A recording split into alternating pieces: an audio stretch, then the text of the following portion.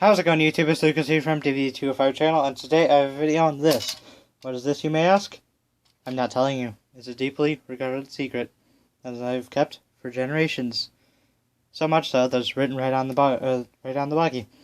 It's a Nikko Defender, 2-wheel drive, 10th, 11th scale buggy. That is from around the 80s or the 90s. I can't really sure because I didn't really do research whatsoever. So, this thing is basically the same thing as a Nikko, what is that, Lobo. Basically a Nikko Lobo with a different body, as so many other things have done. They're the same chassis, different bodies, different whatever. Either way, this thing is cool, because it's a 2-wheel drive buggy. Speaking of that, solid axle with a differential, so I guess it's not solid, but you know, it doesn't have independent suspension. That does not, in fact, roll sideways or have rigid suspension, or in fact 2-speed, as I just pointed that out, as I just noticed actually. Oh, it does. It's hiding so well, I guess, that I didn't even look over the buggy before this video. So this thing has a differential, has 2 speeds, as I just figured out, but has lay-down shocks, which have been in a few vehicles, I guess, including, the Nikko Lobo, and the Lobo 2, I believe. But they're silver, and they're pretty good, actually. They're like friction shocks, which, as you would expect, most of them are. Pretty good suspension range. Motor on axle, obviously. Well, I guess moving on from that to the front. Front suspension is the same as every other Nikko, in that it pivots from the front, meaning no pivoting from this way, which also means no strange camber gain or caster or anything. Well, I guess caster. Whatever. No strange camber and toe in. I mean, not that much anyway. As opposed to the, dare I say it, Radio Shack flamethrower. Frickin'. Anyway, so, since I already went over the rear suspension and part of the front, I'm going to continue with the front. This is pogo spring suspension. If you've never seen it, you're probably too new to this hobby, which is fine. First video, whatever. So, yeah. Mounting points, doesn't have crazy anything, but you can adjust it from the bottom here, right in this thing. Which actually I need to adjust slightly because it's been moving around weird angles recently. One interesting thing about this, though, is that I don't have a battery door. Well, actually, is that it takes a receiver pack, which if, again, you have no idea what that is, you're still learning, whatever. It is when the receiver of this is powered by a different battery than the drive battery, which happens on many occasions, even on hobby grade stuff, especially nitros, which don't even have batteries, whatever. This one takes a 9-volt for the receiver battery, and it takes a standard 7.2 volt 6-cell nickel metal hydride nickel cadmium battery.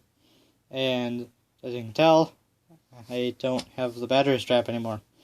Well, I shouldn't say anymore. I never got one with it.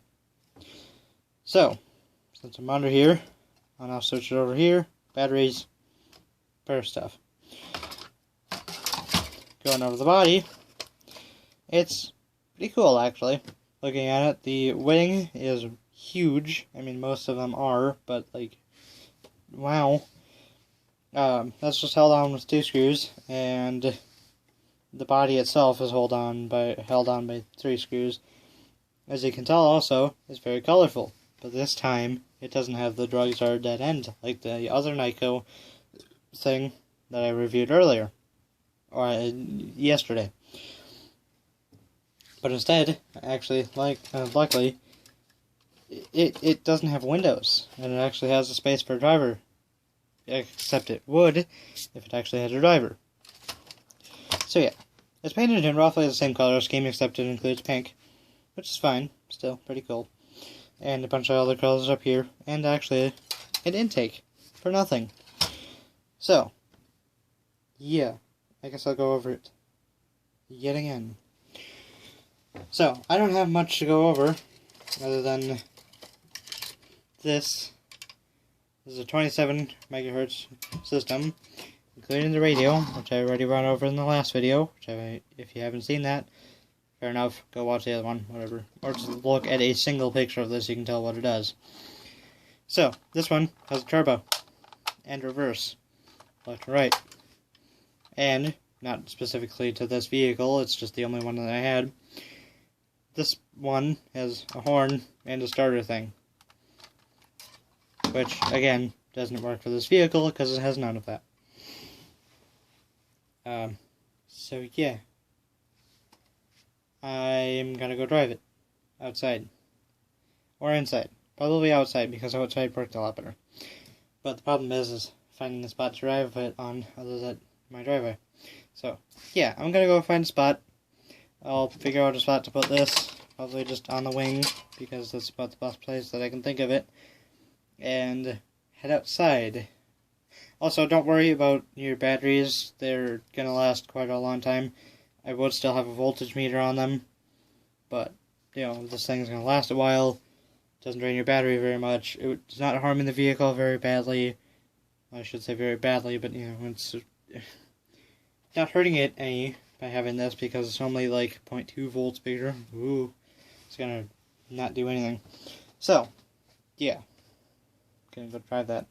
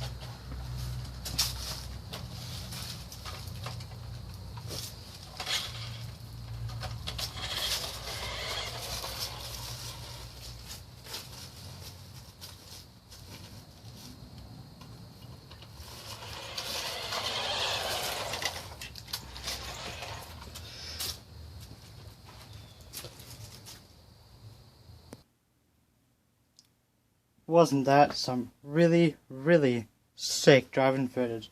Couldn't even see the vehicle half the time. Woo, I could not have done any better. Anyway, now self-deprecation. This is really fast. I say this more about toy grade vehicles and even hobby grade vehicles.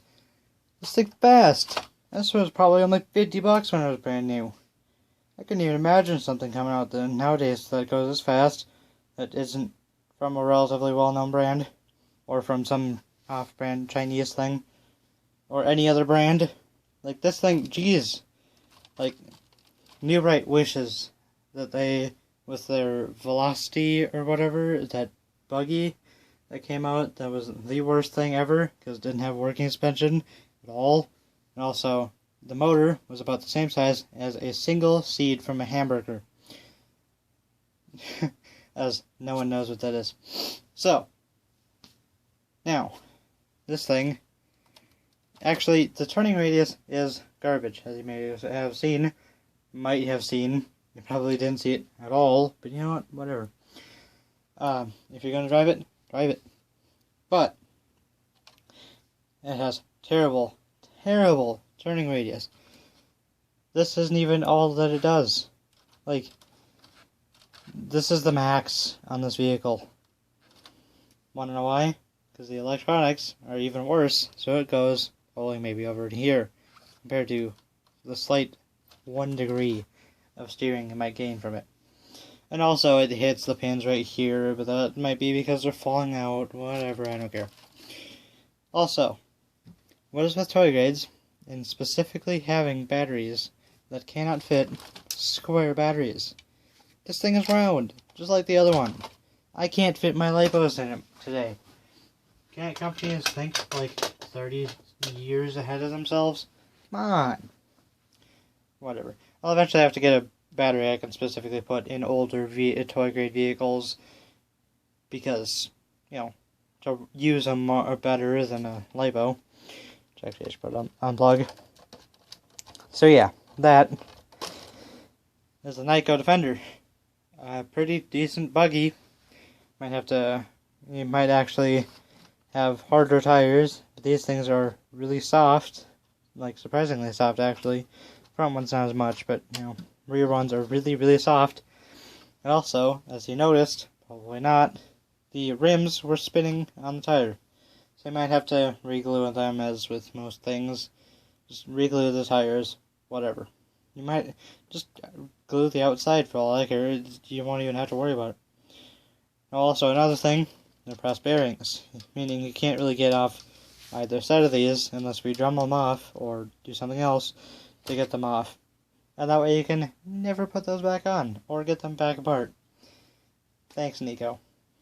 Now I'm aware that Nikko did that later on with the Bison, the F10, and the Lobo 3.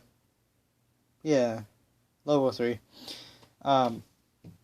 Which this is basically an earlier version of, which is the Lobo 1. They did that where you can swap out the parts, but why bother when you can just get a hobby grade? I mean, I don't mean that in a mean way, like, why bother getting any toy grade RC when you can get a hobby grade, because obviously expenses and such, but now these things are appreciating in value, and yeah, finding parts for them now are difficult, so that's it for this thing. Lucas out. Bye, YouTube. And again, I don't mean like I'm leaving YouTube, I just mean go on to the next video. Yeah. Also, don't do this. Really, please, don't do this. It'll hurt your oh god, no! Don't screw up your decals like that. Even on your battery. This was literally the only reason way that I could run this vehicle. And also the battery. Like, I had to search the entire house to try to find this thing. One for the remote and one for the truck. Jeez. Buggy, whatever. Oh, speaking of truck, I guess I'd probably bring out the next thing, which don't even know where I put.